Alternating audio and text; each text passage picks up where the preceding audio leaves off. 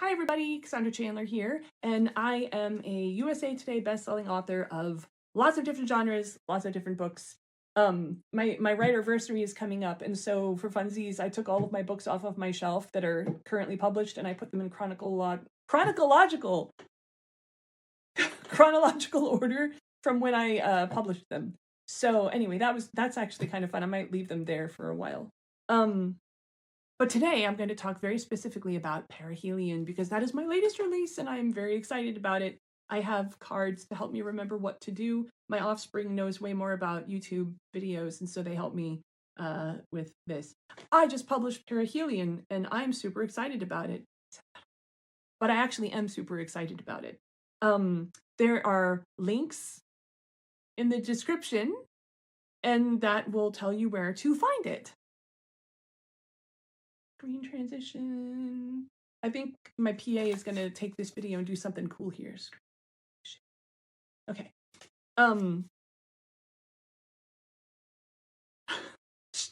So I really did sit with my kid and write these out, but just because, I don't want to miss anything.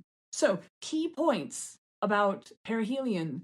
The Blades of Janus is my urban fantasy series. So, there's not as many. There's Pact and Progenitor, but they're really big. And then Perihelion's gonna go on top because it's the most recent one. I've ordered it. It just hasn't come in yet. I'm supposed to give you trigger warnings.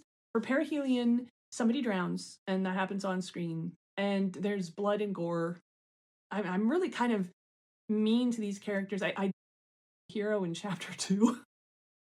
That kind of happened fast. But, they get a happy ever after by the end. So, they go through some stuff, but they end up in a good place. I will say that in all of the Blades books, it's urban fantasy with romance. There's a heavy romantic element. There's a couple that we follow in each book, and that couple gets a happy ever after. I will say that the couples are fair game in future books, but that doesn't mean that I'm not going to fix it. Also, these are all of my books. All of my books are 18 plus, please, because they are romances that do not close the door. Okay, so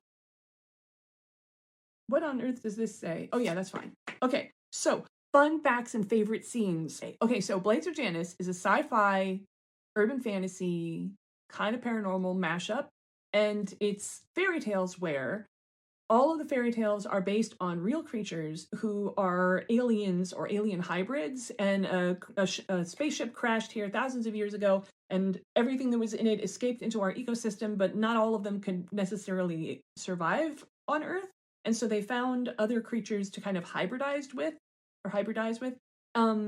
You find out a little bit more in this book, but they've actually already been genetically manipulated.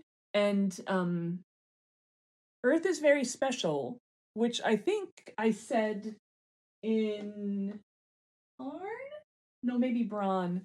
In the epilogue, you gotta read my epilogues because they got important information. I think that I went ahead and said, I think I've told you that Earth is an adaptogenic planet. And so anything on Earth is basically really easy to genetic engineer or to splice and mix with other things.